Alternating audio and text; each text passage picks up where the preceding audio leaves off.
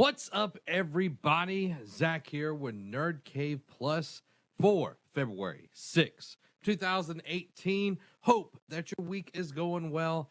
And of course, you can see that I'm all by myself tonight. Allie couldn't make it because she had a commitment. Robbie's fiance, her grandmother, is having a birthday. So I am holding down the fort all by myself as I move my chair closer. It's going to be a good night, though. A lot of cool stuff is coming out, some stuff that I am really excited about. So if this is your first time watching Nerd Cave Plus, this is a podcast in its own sense. We come to you live each Tuesday and Thursday at 7 o'clock p.m., starting a little bit later tonight with some technical issues. We come to you each Tuesday and Thursday, 7 o'clock p.m., cover all the video game news from the weekend and all the new news that is coming across, as well as all of the games that are be coming out today and tomorrow. And then Thursday we'll have another show and all of that.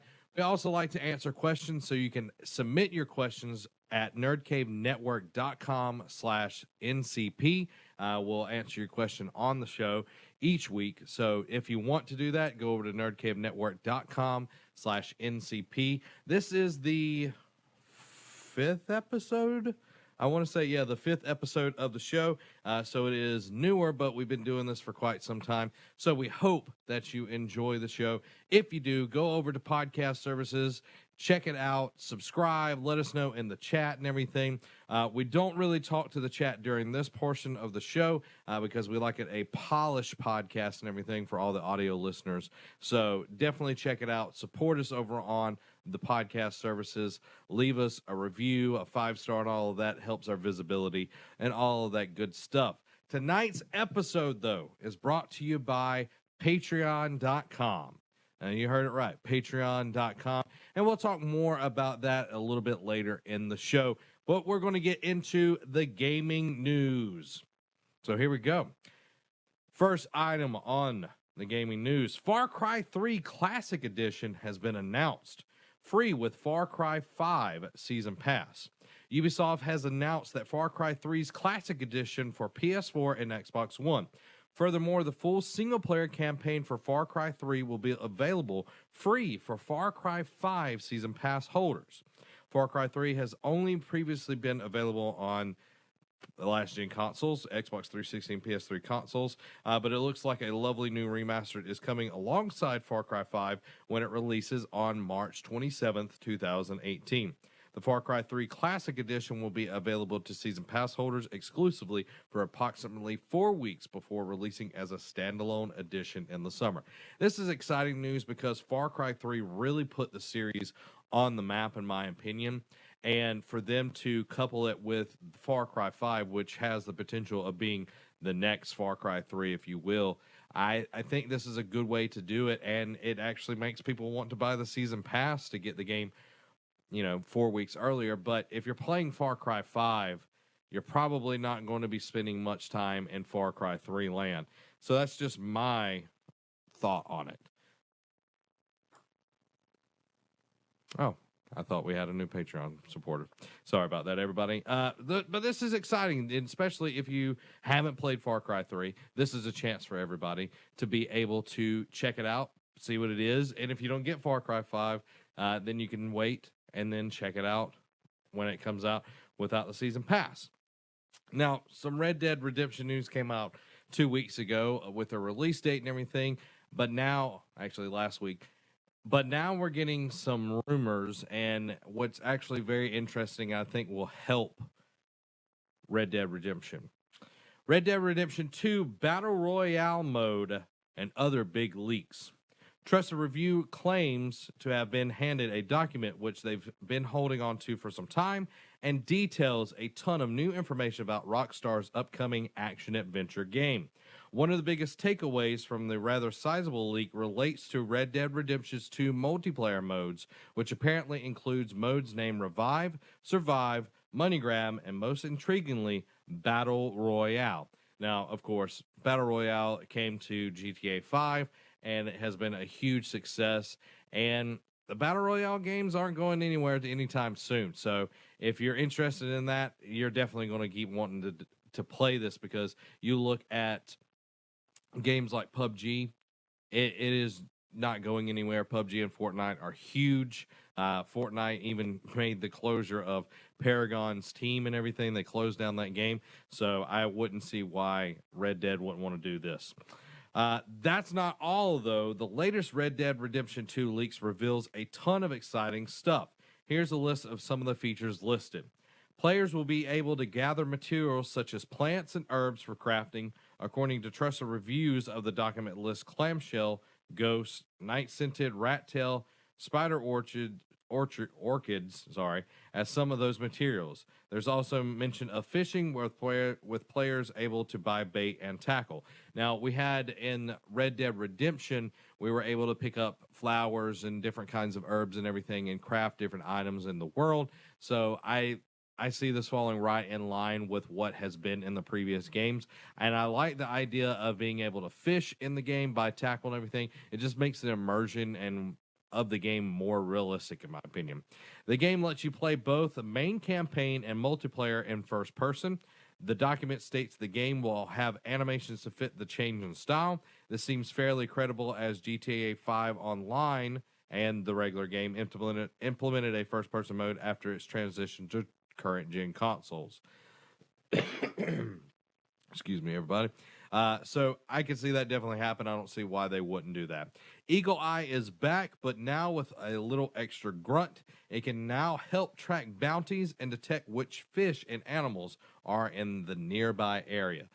Eagle Eye was a cool part of Red Dead Redemption, so I'm glad to see it back. Random events are in which appear to follow in the footsteps of the type found in Red Dead Redemption and akin to GTA 5's Strangers and Freaks. The details here are limited, but it will apparently feature bounty hunting quests, treasure hunts, and adventures with a mysterious stranger. I'm all game for this. The more they put into this game, the better off we're going to be. Specific player actions during campaign missions apparently have a form of branching paths. The stories you encounter, the people you meet, and the events you end up in can come down to how you behave morally within the game world. I like that because as much as I love Red Dead Redemption, it was pretty much a straightforward thing, which was fine looking back on it because John Marston was he was who he was, but being able to really shape this new character in the way of your choices is always a cool thing. Hopefully it doesn't get kind of wonky, and I think Rockstar will do a good job of that. They did really well in GTA 5. I thought the times that you got to choose and everything was a good part of the game. The wanted level, of course, is scaling up and down dependent on player behavior as ever. If enemies are injured in a certain way, the player can trigger contextual dialogue and force them to offer information or money in return for their life. I like that because you're like a bounty hunter and everything, but you're always wanting information as you go throughout the world. So having this where you could like shoot them in the leg or shoot their hand or something like that, I'm just going off the top of my head, will let us be able to trigger these things. And it kind of reminds me of the interrogations that we've had in the Arkham series, which absolutely love that thing. But having that in this Rockstar game I'm sure will be a lot darker than the Batman games, but it will just be an added extra thing in there, which will make it a lot more fun, in my opinion. Moving on, Call of Duty Black Ops 4 is the 2018 Call of Duty game. This comes from Activision's Twitter. Call of Duty 2018 is Black Ops 4 and is coming to PlayStation 4, Xbox One, PC, and the Switch. It is set in the modern times and is boots on the ground. The Switch version will support DLC, HD Rumble, and motion controls. The Switch version is also being ported by a company which is familiar with COD games. Activision currently rotates between a bunch of different development teams. The last Call of Duty was made by Sledgehammer Games, and this is Treyarch's time to work on the game. The biggest thing I take from this is it's coming to Switch. That's huge. The last time a Call of Duty game came to a handheld was on the Vita, and it was utter crap. But with the Switch, I'm curious to see how it translates, how close it relates to the other consoles. Clearly, the Switch is not as powerful graphically, but the Switch is selling gangbusters, and the attach rate on games with people that have the Switch is a much higher rate than the other consoles. PlayStation, of course, has sold over 70 million consoles. I want to say Xbox, they haven't put out their numbers in quite some time, but they're about 40 million units, I would give or take right there. And then Switch, within a year, has already sold more than the Wii U in its whole entire life cycle. I think the last number was around 13 million units sold within less than a year. That's crazy. And game developers seeing that this is a console that you want to get your game on. We saw it with Bethesda. Bethesda has been supporting Switch from the get-go. They've been putting Doom on there. They've had just tons of other games that are going on there. And now we see Call of Duty and Activision wanting to put Call of Duty on there. That's huge because we don't really see them doing that and doing it well. Of course, Treyarch is not doing the port. It's some unnamed developer, which I have hope to see what's going to go on there. Hopefully the port will go well. Of course, it's going to be less graphically impressive, but if it runs well and it's interesting and isn't clunky or a bad port, I think Call of Duty might have found a new place and could actually sell pretty well on the Switch, because I know I would rather, like, I don't play Call of Duty for the multiplayer side of things, but if I did get it for the Switch and I was off on the road, that would be an added incentive to get on the Switch. That's one reason why I want to get LA Noire on the Switch over getting it on my PlayStation 4, is when I do travel, I get to take it on the road with me. So that is just a very, very intriguing thing to read today, that it is going back to boots on the ground, but it is Black Ops 4, so I'm curious what timeline we're going to get. Is it going to be modern times? Is it going to be in the past? Last Black Ops was in the far-flung future, and there was a lot of people that didn't like it. So I'm curious to see where the timeline actually fits, if it's going to be something that's earlier or later, or if it's in like the actual modern times right here. So let me know what you think about the new Call of Duty in the comments below. There's a new rumor going around, and this is for all of our Pokemon Go fans. Data miners discover that Pokemon Go might soon have story quest. Sliff Road, a dedicated group of data miners, or data miners, whichever you want to say, that dig into Pokemon Go's code to uncover secrets, have recently made an interesting discovery. If their findings are correct, the latest version of Pokemon Go, version 0.91.1 for the Android, you got me, shows signs that the story quests are soon to come to the mobile game. These quests include both short and long-term goals, including some familiar human characters from the franchise like Professor Willow.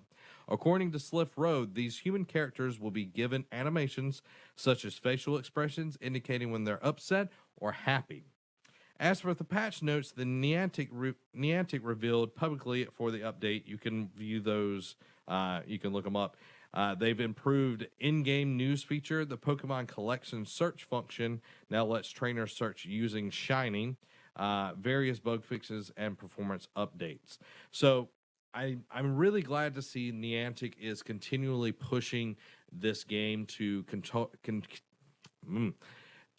keep making it where people want to play. I know this game was huge when it first came out. It had a pretty big drop-off, but there are still hardcore Pokemon Go players. And having something that is story-based, I think will get more people on board. I know a lot of people want, trading between players, which would be awesome, and battles between players instead of the gym system that's built in. But I think that is either far down the road or will never come, because we still have the Switch version of Pokemon, not Pokemon Go, but a Pokemon game that is coming supposedly this year. So I think they're going to try to keep that in a regular Pokemon game.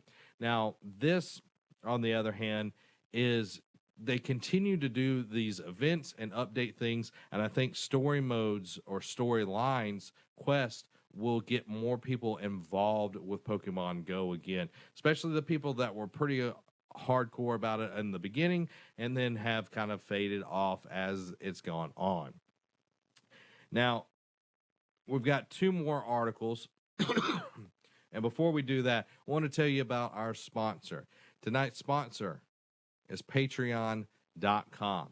We have an awesome Patreon page. It's over at patreon.com/nerdcame. You can check it out. We've got awesome content from exclusive content. You get early access to the podcast, the audio version, the video version. You also get access to our seasonal content a whole week early. This coming up to Monday, actually. You're going to get access to our first episodes of Nerd Caves and Dragons. It was so much fun getting to play Nerd Caves and Dragons the other day, and I can't wait for everybody to see it. I know Allie has been extremely hard at work on Nerd Caves and Dragons, so if you want to check it out early, you definitely can. All you have to do is go over to patreon.com/nerdcave, check it out, support us there. It helps us make all of the things possible that we do. You'll also get perks. If you're at the $5 tier, you get entered into a monthly raffle. So there's a ton of things going on all the time. You get exclusive posts. You get insights into things that we're doing all the time. So if you want to, just go over to patreon.com/nerdcave, check it out and see if it's what you want. If you don't, we understand 100%. But if you want to, go ahead, throw us $1. You make Robbie holler. So here are our last 2 articles, and then we'll get into game releases. The system-wide super sampling is coming to PlayStation 4 Pro. Sony is currently beta testing their next major firmware update, 5.50, and testers have found out a system-wide option for super sampling in games when using a PS4 Pro. And this is what super sampling is. It's essentially rendering a game at a higher resolution than the display supports, making the image look better and less aliased. So a PS4 Pro can run a game in 4K doesn't always offer a benefit to someone playing the game in 1080p on a 1080p TV. This update should allow games to look nicer overall. Not all games offer downsampling built in, so this is a way for owners of 2K sets to get their money out of the Pro. So I'm excited about that. I love that PlayStation is continually supporting the PlayStation 4 Pro. It was a weird move to see them put it out there. They kind of stumbled for a while, and I'm really excited about the God of War bundle that has been sort of leaked. We didn't really talk about it last week.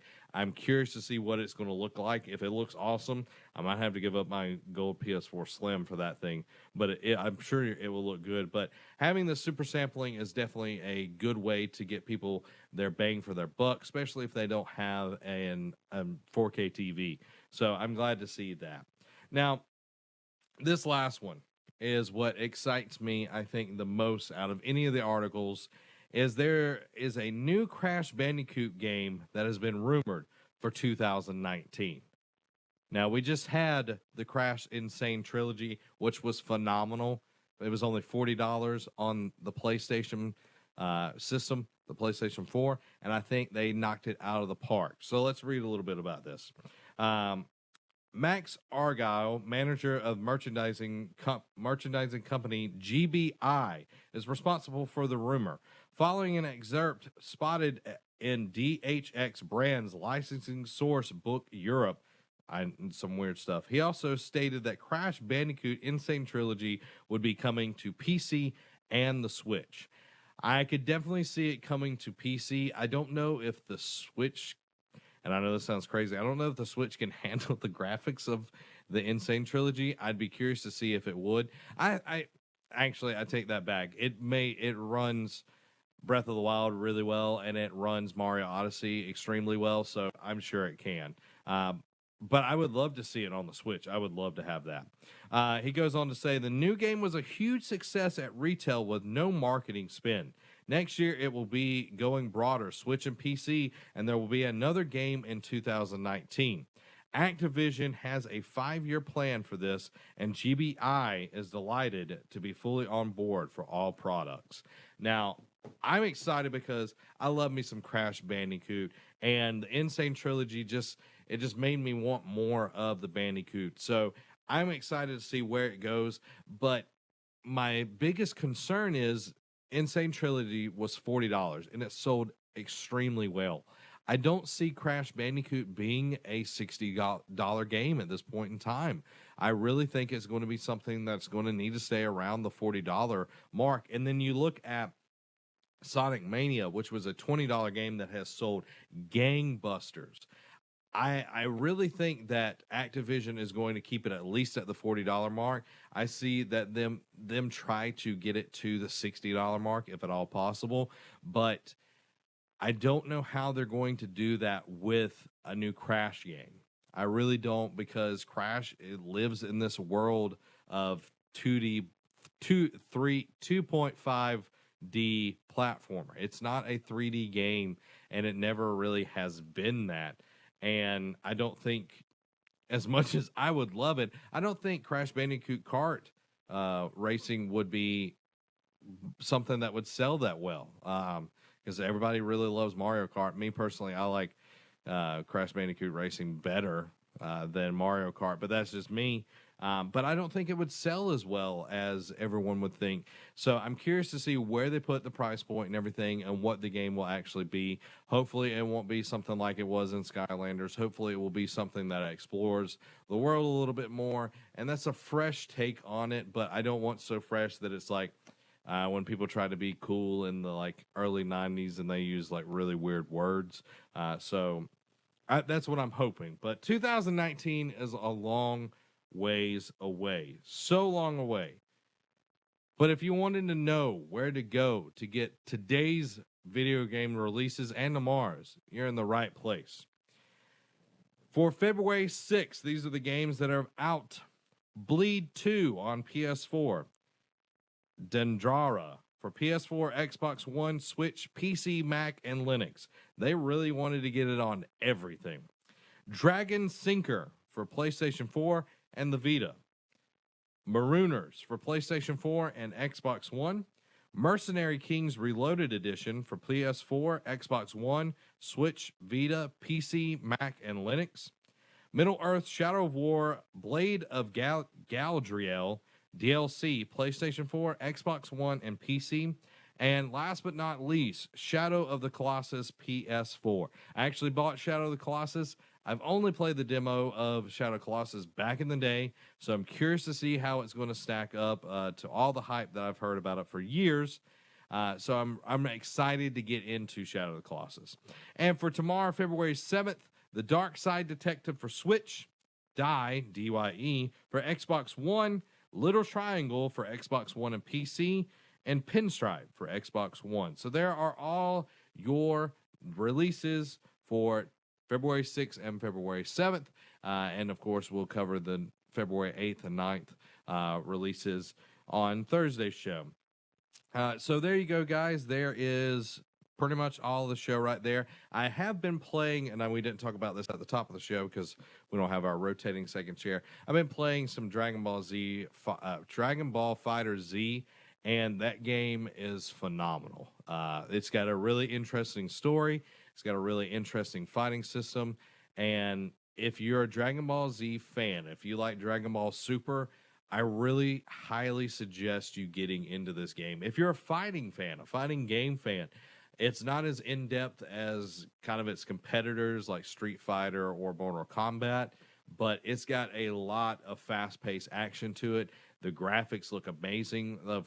And it's interesting is it's a 3D fighter, but the way they do the cell shading and everything, it makes it look like 2D fighters at the same time.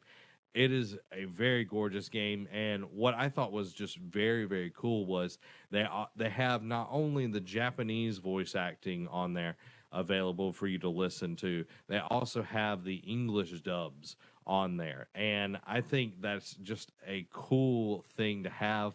And it has a totally new story on there, and I'm just diving into it. I'm only like 12% into the story. I played a little bit before doing the show tonight, and I'm really digging this game. It is a ton of fun. So if you're looking for something to get that is, you kind of just pick it up and you can literally just be button mashing and have fun with it, or you can get in and you really could learn some of the combos, learn the different techniques and everything. And it's easy enough to pick up different characters, but a lot of the characters have their own unique abilities, which makes it such a cool thing where I could be playing as Goku at one point and be doing a lot of cool transmissions and all of that. And then I could pick up Yamcha, and he's much more hand-to-hand combat, that Wolfang Fist style that he really loves. And it's all different. And even with Krillin, it's so cool because Krillin will actually like throw sensu beans because that's what he's known for. He'll throw sensu beans and everything at your character to help heal them. And I just love at how much work and dedication has went into this game. And the more I play it, the more I'll talk about it. But so far, I'm really, really enjoying it. And the story is actually about 8 hours long, which is one of the longer Dragon Ball Z stories that I've seen in a long time. And I've actually played all the Dragon Ball Z games since Budokai, the very first Budokai, which was back when I was in high school. And I've loved Dragon Ball Z games for a very long time. So I'm curious to see what you're thinking about it. If you're playing it, let me know what your thoughts are in the comments below. And we hope that you enjoyed this episode of Nerd Cave Plus. We'll be back on Thursday. I think Robbie should be here on Thursday for that episode, but we'll see.